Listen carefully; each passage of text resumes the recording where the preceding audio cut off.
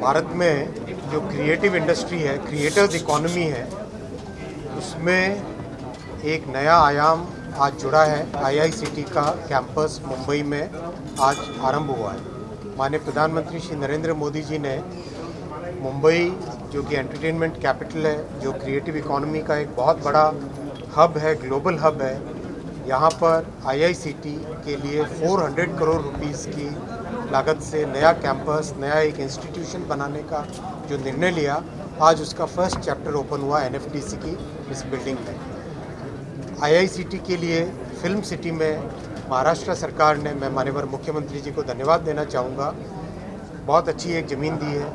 वहाँ पर permanent campus के design, उसका architecture सब बन रहा है।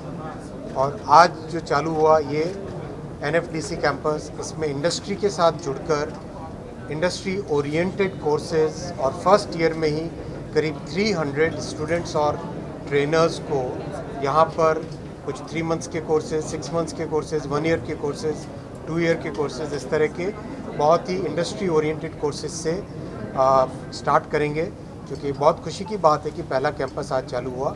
और जैसे हमारा आईआईटी, आईआईएम का सिस्टम है, वैसा ही आईआईसीटी का एक नया सिस्टम आज अत्यंत आनंदाची गोष्ट आहे की वेव्सच्या वेळी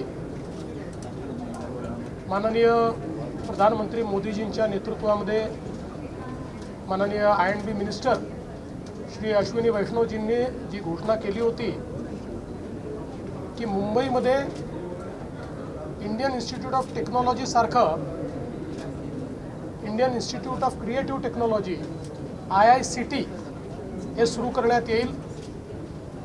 आणि या आयआयसीटी करता महाराष्ट्र सरकारने फिल्म सिटीमध्ये गोरेगावमध्ये एक जागा दिलेली आहे। त्याकरता भारत सरकारने 400 कोटी रुपये बिल्डिंग बांधण्याकरता दिलेले आहेत। अतिशय आयकॉनिक अशा प्रकारची बिल्डिंग ही त्या ठिकाणी तयार होते आहे।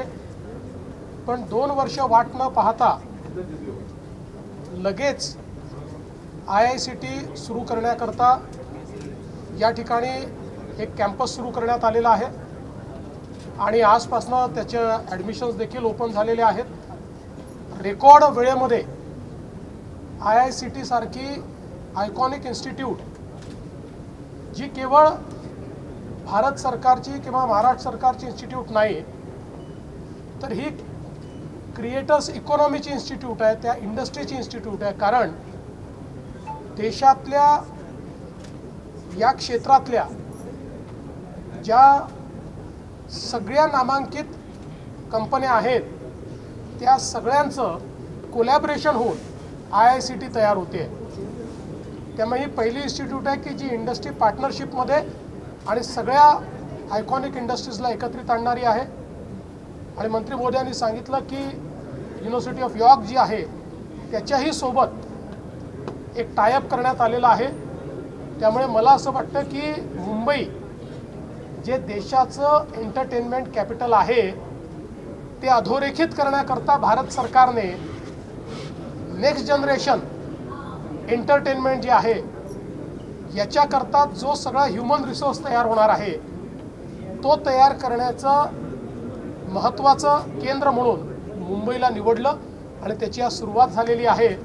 आणि म्हणून मी भारत सरकारचे आणि माननीय प्रधानमंत्री मोदीजींचे, माननीय मंत्री महोदय अश्विनी वैष्णवजींचे महाराष्ट्र सरकारच्या वतीनं, महाराष्ट्राच्या जनतेच्या वतीनं आणि मुंबईच्या एंटरटेनमेंट इंडस्ट्रीच्या वतीनं खूप खूप आभार मानतो।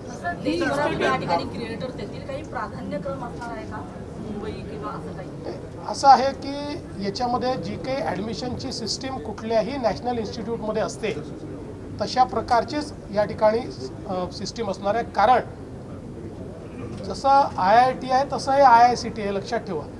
ही काही छोटी मोठी इन्स्टिट्यूट नाही आहे, नॅशनल इम्पॉर्टन्सची, नॅशनल एमिनन्सची इन्स्टिट्यूट आहे। त्यामुळे या ठिकाणी पारदर्शी पद्धतीनं सगळे प्रवेश होतील।